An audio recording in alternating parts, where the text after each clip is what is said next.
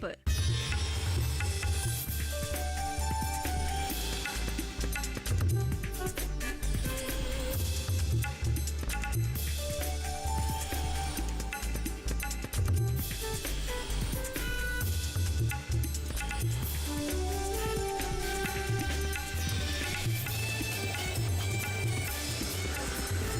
DD किसान, बदलते भारत की शान।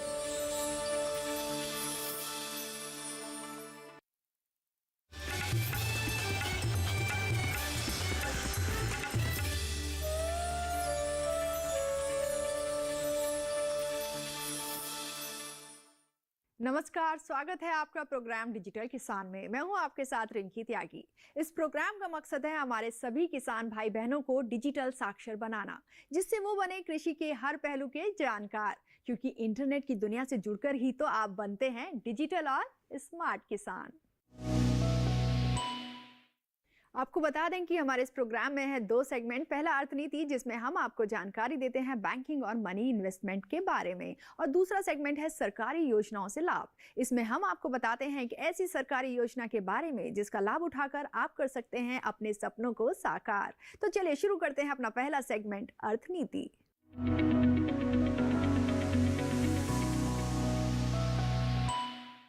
अर्थनीति में लास्ट वीक हमने बात की थी प्लास्टिक मनी की लिस्ट में आने वाले डेबिट कार्ड की, और आज बात करेंगे इसी फहरिस्त में शामिल क्रेडिट कार्ड की। जानेंगे क्रेडिट कार्ड से जुड़ी हर वो जानकारी जो आपके लिए है जरूरी, और इस पर जानकारी देंगे हमारे एक्सपर्ट अमित कुमार वर्मा, जो हमारे साथ इस वक्त स्टूडियो में मौजूद हैं।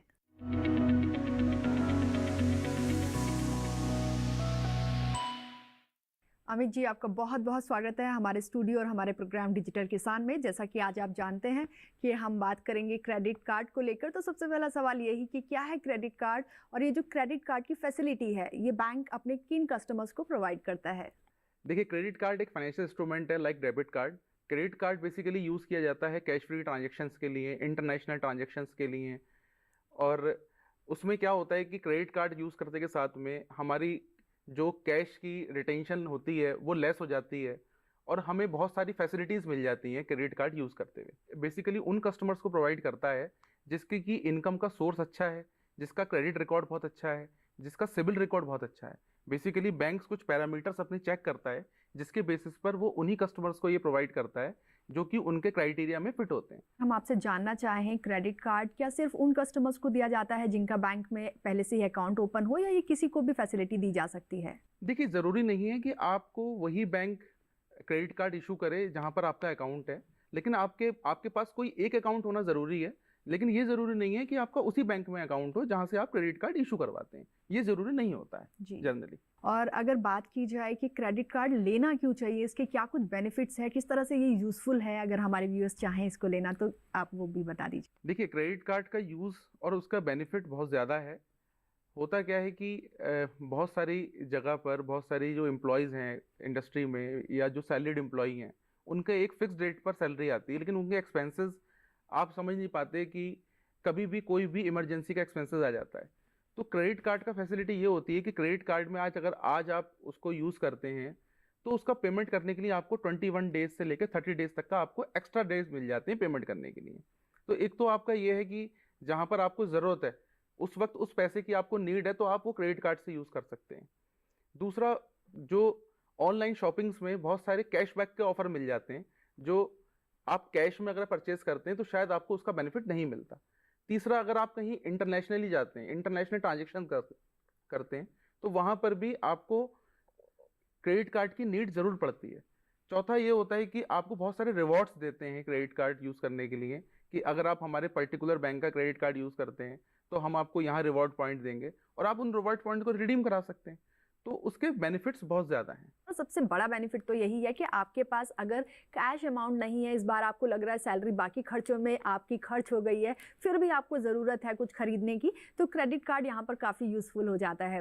अमित जी, आपसे ये भी जानना चाहेंगे, ये जो क्रेडिट कार्ड दिया जाता है तो हर कस्टमर की जो लिमिट है वो अलग अलग होती है, तो किस तरह से बैंक जो है वो तय करता है कि किस कस्टमर को कितनी इस पर लिमिट दी जाएगी? देखिए, वो सब डिपेंड करता है कस्टमर्स के इनकम पर, कस्टमर की सिबिल रिपोर्ट पर, कस्टमर के क्रेडिट रिकॉर्ड पर, कि कस्टमर्स ने कितनी उसकी इनकम आती है, उसका क्रेडिट रिकॉर्ड कैसा है, वो कहीं उसने कोई डिफॉल्ट तो नहीं किया, और उसकी स्पेंडिंग कैसी है, उसका रीपेमेंट कैसा है, वो सब ट्रैक रिकॉर्ड जब बैंक रखता है, उसके बेसिस पर बैंक जो है उसको उसकी क्रेडिट लिमिट प्रोवाइड करता है। वो credit limit person to person vary करती है उसकी इनकम के हिसाब से। ये डिपेंड करेगा आपकी इनकम पर कि आपकी इनकम क्या है, उसी हिसाब से आपको लिमिट दी जाती है। अमित जी, आपसे ये भी जानना चाहेंगे कि जब क्रेडिट कार्ड दिया जाता है किसी कस्टमर को, तो उस वक्त पे जो पिन नंबर जनरेट करना होता है वो किस तरह से दिया जाता है? क्या बैंक इसको प्रोवाइड करता है, पिन हमें खुद से जनरेट करना पड़ता है, और अगर जनरेट करना पड़ता है तो क्या प्रोसेस है इसका? देखिए, क्रेडिट कार्ड ये भी बैंक्स टू बैंक वेरी करता है। जनरली बैंक्स क्या करते हैं कि आपको क्रेडिट कार्ड अलग भेजते हैं, और आपके जो पर्सनल मोबाइल नंबर है और ईमेल आईडी है उस पर आपको वो पिन प्रोवाइड करते हैं, जिसको कि आप वन टाइम पिन आप कह सकते हो, ताकि वो आप वन टाइम पिन यूज करके और आप उसको परमानेंट आप उसका पिन जनरेट कर सकते हो। वो उसके क्रेडिट कार्ड के साथ जनरली नहीं भेजते हैं फॉर सिक्योरिटी रीजंस। और अगर बात करें इस क्रेडिट कार्ड की, तो क्या ये बैंक की तरफ से कॉम्प्लीमेंट्री होता है या इसका कोई चार्ज भी वसूला जाता है? बैंक जनरली क्रेडिट कार्ड्स का कोई ऐसा चार्ज नहीं वसूलते, लेकिन वो डिपेंड करता है bank to bank and card to card. हाँ, कुछ बैंक्स करते हैं, जैसे वो आपसे एनुअल चार्ज ले सकते हैं, वो आपसे अगर आपका पेमेंट ड्यू से आपने लेट पेमेंट किया है तो उसका चार्ज ले सकते हैं, इंटरेस्ट चार्ज ले सकते हैं, कैश विड्रॉ के चार्जेस ले सकते हैं। जनरली फ्री होते हैं कार्ड, लेकिन कुछ बैंक्स उसको एनुअल चार्ज की तरह उससे आपसे रिकवर कर लेते हैं उसके चार्ज। क्या कुछ तरीके हैं क्रेडिट कार्ड को यूज़ करने के, और कहाँ कहाँ इसको यूज़ किया जा सकता है? देखिए, क्रेडिट कार्ड यूज़ तो जनरली आप online website, online payments, various government जो वेबसाइट हैं जहां पर आपको ऑनलाइन पेमेंट करना होता है, इवन आजकल तो इनकम टैक्स में भी, टीडीएस में भी आप उसका पेमेंट यूज़ कर सकते हो। तो जहां पर भी ऑनलाइन ट्रांजेक्शन है, क्रेडिट कार्ड हर जगह यूज़ होता है, हर एक जगह आप इसको यूज़ कर सकते हो। बिल्कुल, जैसा आपने बताया कि बैंक अकाउंट का होना भी ज़रूरी नहीं है, और आजकल जो बैंक्स है वो आपको ऑफ़र करते हैं क्रेडिट कार्ड के लिए। तो ऐसे में एक से ज़्यादा क्रेडिट कार्ड लेना, मतलब इसको आप अच्छा मानते हैं, या क्या सलाह रहेगी आपकी? देखिए, ये डिपेंड करता है पर्सन टू पर्सन कि एक से ज़्यादा क्रेडिट कार्ड बेनिफिट एक है कि आप बार्गेनिंग कर सकते हो सकता है एक क्रेडिट कार्ड पर आपको कहीं पर एक ऑफर हो, दूसरे क्रेडिट कार्ड पे ना हो, तो आप वहाँ बार्गेनिंग तो कर सकते हैं। लेकिन एक से ज़्यादा क्रेडिट कार्ड में आपकी प्रॉब्लम ये रहती है कि एक तो आपका रिस्क रहता है कि अगर इन केस आपने किसी एक क्रेडिट कार्ड की पेमेंट मिस कर दी तो उसके आपसे क्रेडिट स्कोर पे इफेक्ट आएगा। फिर दूसरा, अगर आपने टाइमली पेमेंट नहीं किया, सिविल स्कोर खराब आपका होगा। तो इसलिए ये प्रिकॉशन रखने जरूरी हैं कि आप एक से ज़्यादा अगर क्रेडिट कार्ड रखते हैं तो उनको प्रॉपर मेंटेन कर पाएँ, उनको आप टाइमली पेमेंट कर पाएँ, यही एक प्रिकॉशन रखनी चाहिए। तो आपका जो सिविल है वो ख़राब ना हो, आपको इसका ध्यान रखना है, और जो पेमेंट है वो टाइम से करनी है।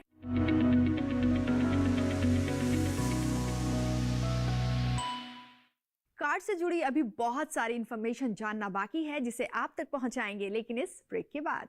तो बने रहिए हमारे साथ डीडी किसान पर।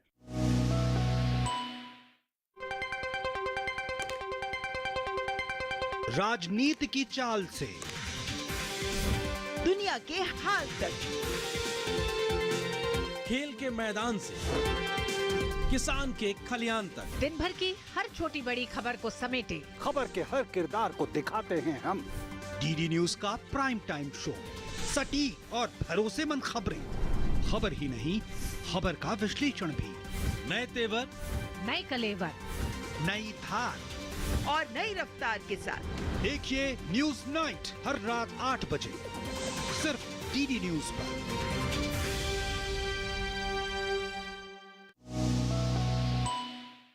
Welcome back to our show digital Kisan. तो एक बार फिर से आपको बता दें कि हम आज अपने पहले सेगमेंट में बात कर रहे हैं प्लास्टिक मनी के तहत आने वाले क्रेडिट कार्ड की।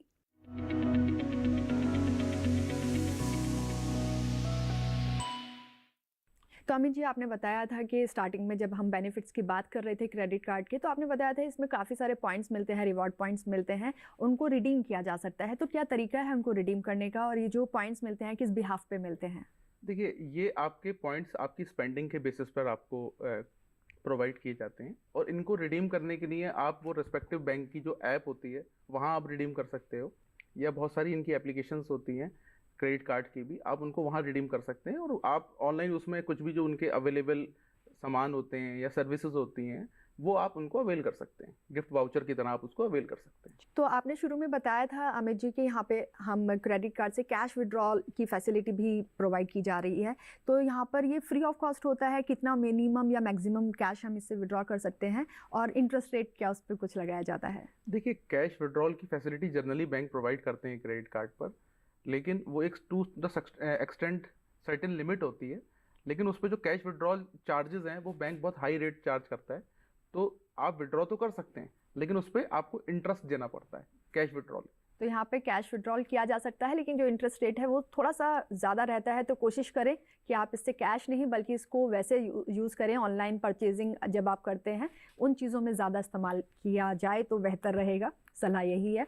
तो हमने शुरू में जाना है अमित जी, आपने बताया कि किस तरह से यूज़फुल है, क्या इसके बेनिफिट्स हैं, लेकिन जब भी हम ऑनलाइन पेमेंट की बात करते हैं तो हमें कुछ सावधानियाँ बरतने की ज़रूरत होती है। तो क्रेडिट कार्ड का जब हम इस्तेमाल करते हैं तो क्या कुछ हमें प्रिकॉशंस लेना ज़रूरी हो जाता है? देखिए, सबसे पहले क्रेडिट कार्ड का सबसे बड़ा प्रिकॉशन है कि आप उसका टाइमली पेमेंट करें, क्योंकि अदरवाइज वो आपके क्रेडिट स्कोर पर बहुत ज़्यादा इम्पैक्ट डालता है। दूसरा है कि आप किसी ऐसी अनऑथराइज वेबसाइट पर क्रेडिट कार्ड का यूज़ ना करें जिससे कि आपकी पर्सनल इन्फॉर्मेशन कहीं और शेयर हो जाए, वो आपके लिए बहुत हार्मफुल होगी। आप देखते होंगे, सुनते होंगे क्रेडिट कार्ड की वजह से या डेबिट कार्ड की वजह से या ऑनलाइन डाटा लीक होने की वजह से और लोगों के बैंक से या कार्ड के थ्रू शॉपिंग हो जाती है। तो सबसे बड़ा प्रिकॉशन यही है कि आप उसको सिर्फ ऑथराइज वेबसाइट्स पर ही उसका यूज़ करें और ऑथराइज पेमेंट गेटवे के थ्रू ही उसका पेमेंट करें। और सवाल जानना ज़रूरी हो जाता है, वो ये है कि अगर किसी के साथ कोई फ्रॉड हो जाता है तो उस वक्त जो इंस्टेंट उसको स्टेप लेने चाहिए वो क्या कुछ है? देखिए, उस वक्त उसको सबसे पहले जो उसके क्रेडिट कार्ड जहाँ से इशूअर है उसके क्रेडिट कार्ड के पीछे भी उसके टोल फ्री नंबर्स होते हैं, इंटरनेट पे भी आपको टोल फ्री नंबर मिल जाते हैं। आप इमीडिएटली कॉल कीजिए और अपने क्रेडिट कार्ड को ब्लॉक कराइए, सो दैट कि आपका क्रेडिट कार्ड का कहीं मिसयूज़ ना हो, कोई और उसका मिसयूज़ ना कर पाए। वो जब इमीडिएटली ब्लॉक हो जाएगा तो उसका यूज़ कहीं नहीं हो पाएगा। अगर आपके साथ कोई फ्रॉड हो जाता है तो ये बेहद ज़रूरी है कि आप फटाफट से अपने कार्ड को सबसे पहले ब्लॉक करा दें, जिससे कि आपका जो अमाउंट है उसको कोई यूज़ ना कर पाए। अमित जी, यहाँ पर ये भी जानना चाहेंगे, यहाँ पर कैश विड्रॉ आपने हमें बताया था कि फैसिलिटी है, तो क्या क्रेडिट कार्ड पे लोन भी लिया जा सकता है? ये क्रेडिट कार्ड बेसिकली देखा जाए तो क्रेडिट कार्ड एक तरह का शॉर्ट टर्म लोन ही है, लेकिन हाँ, उस पर क्रेडिट कार्ड पे भी आप लोन ले सकते हैं। उसका कुछ इंटरेस्ट रेट वो बैंक चार्ज करता है, थोड़ा सा हायर रेट होता है। आप उस पर क्रेडिट कार्ड को विद इन जो लिमिट है आपकी, उस पर आप लोन ले सकते हैं, आपको अवेलेबल हो जाएगा। बहुत सारी बातें हमने जान लिया आज क्रेडिट कार्ड के बारे में, और एंड में जितनी भी हमने सारी बातें की हैं, अमित जी चाहूँगी कि आप उसका कंक्लूजन हमें बताएं कि क्रेडिट कार्ड अच्छा है यूज़ करना या कम अच्छा है, या किया भी जाए तो किस तरह से किया जाए। बहुत कंक्लूजन के रूप में आपसे जानना चाहूँगी। देखिए, क्रेडिट कार्ड नो डाउट बहुत ही यूज़फुल इंस्ट्रूमेंट है। क्रेडिट कार्ड आपके कैश के बर्डन को कम कर देता है। कैश फ्री ट्रांजैक्शंस में आप यूज़ करते हैं, आजकल हर जगह कार्ड का पेमेंट एक्सेप्टेड होता है। फिर दूसरा ये होता है कि आप ऑनलाइन जब पेमेंट करते हैं या फिर क्रेडिट कार्ड के थ्रू परचेज करते हैं तो आपके रिवॉर्ड्स पॉइंट्स भी आपको मिल जाते हैं, वो भी एक तरह से कहीं ना कहीं आपको बेनिफिट ही देता है। इसमें नुकसान सिर्फ और सिर्फ बस यही है कि उसकी सावधानी पूर्वक आप उसका अगर यूज़ करें तो कोई उसमें बुराई नहीं है। आप क्रेडिट कार्ड को हैसल फ्री ट्रांजेक्शन की तरह यूज़ कर सकते हैं, वो आपको बेनिफिट ही देता है, नुकसान कहीं नहीं देता है। क्रेडिट कार्ड के बेनिफिट्स ही हैं, बस थोड़ी सी सावधानी बरतनी है, तो आप क्रेडिट कार्ड का इस्तेमाल करें, उसका लाभ उठाएं।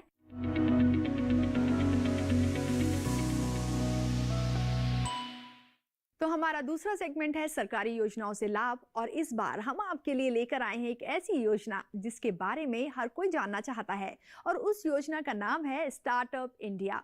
क्या है ये योजना, कौन इसके तहत उठा सकता है लाभ, और किस तरह से ये स्कीम मदद करती है आपको अपने पैरों पर खड़ा होने में? इन सब सवालों का जवाब आज देंगे हमारे एक्सपर्ट, लेकिन इस ब्रेक के बाद।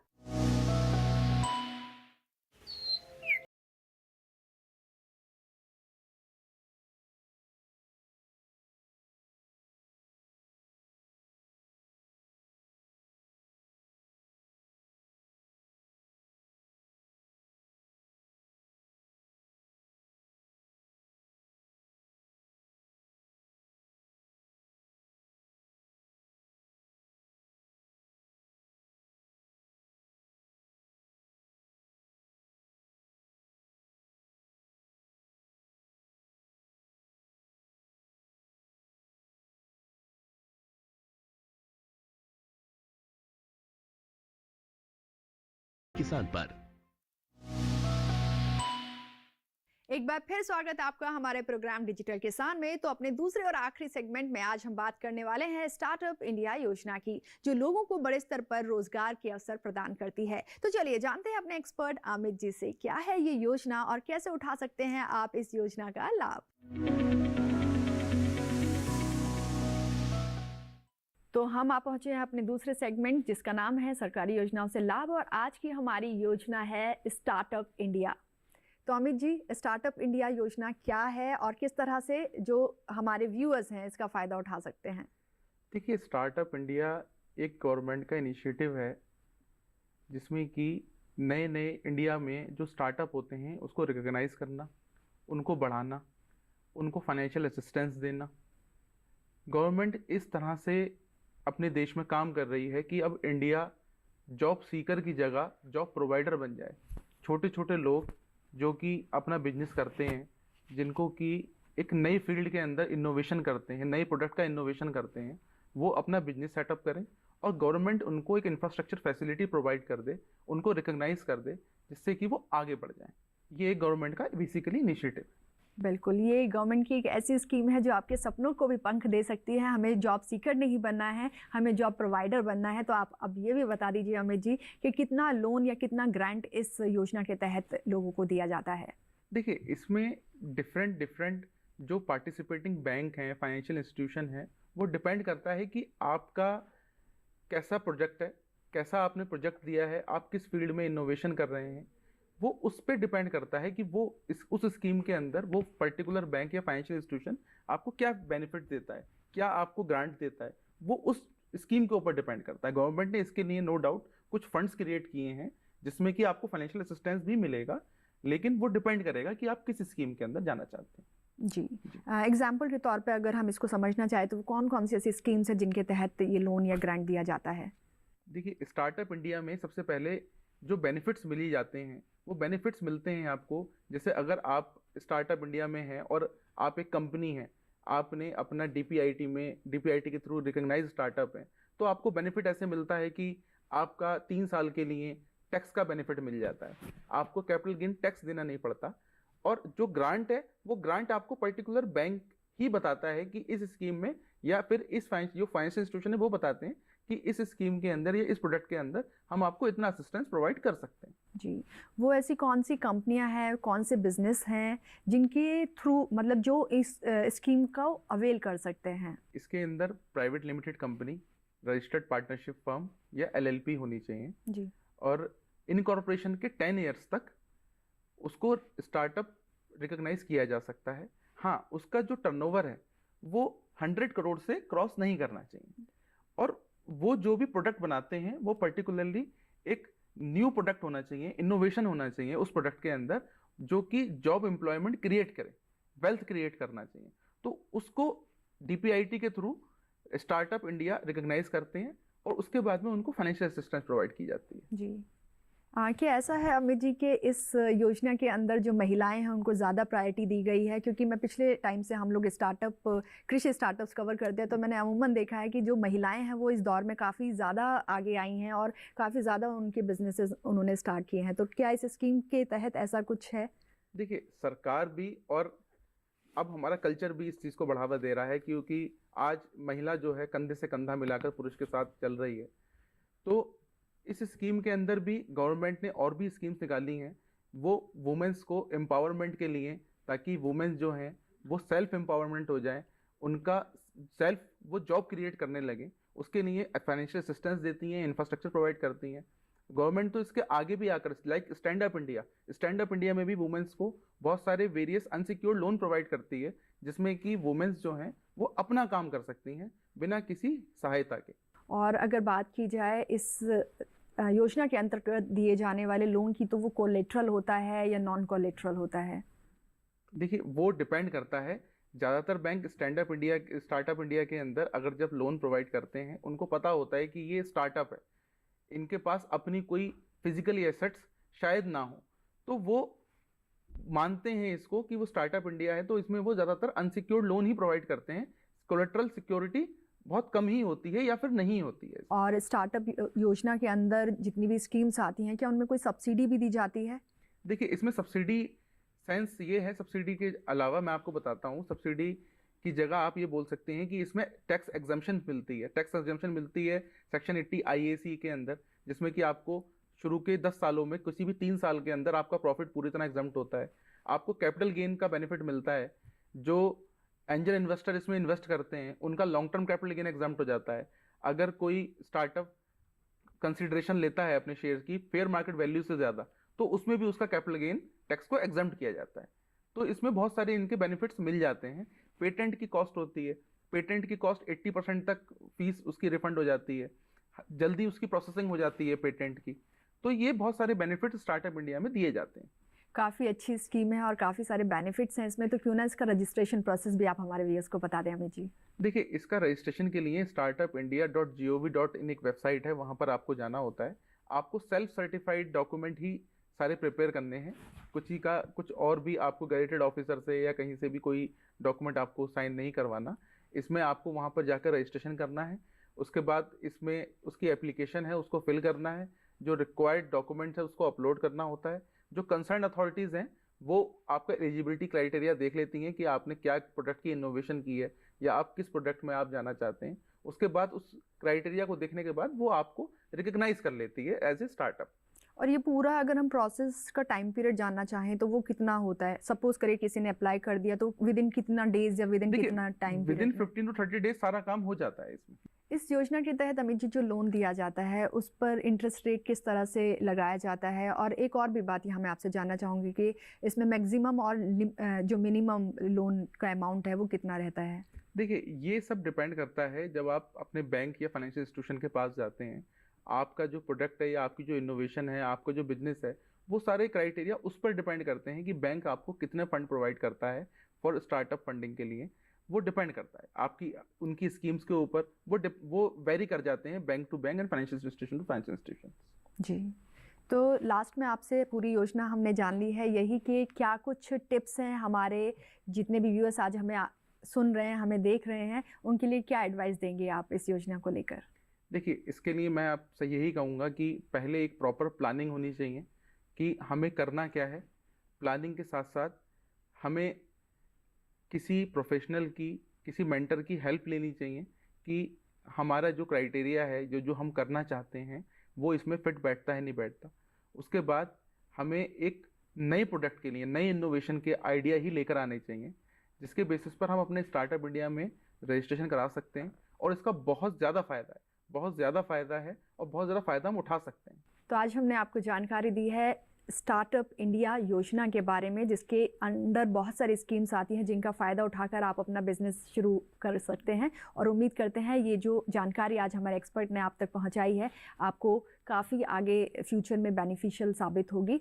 और अपने एक्सपर्ट से हम कहेंगे आपका बहुत बहुत धन्यवाद, आप हमारे स्टूडियो में आए और हमारे दर्शकों को इतनी अच्छी जानकारी आपने दी आज। Thank you so much. Thank you.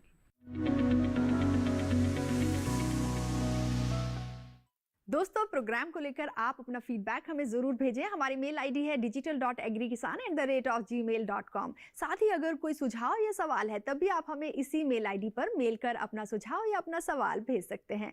हम आगे भी आपके लिए बैंकिंग, मनी इन्वेस्टमेंट और सरकारी योजनाओं से जुड़ी जानकारी लेकर आते रहेंगे, क्योंकि यही जानकारी आपको बनाती है डिजिटल और स्मार्ट किसान। तो अब मुझे दीजिए इजाज़त। नमस्कार।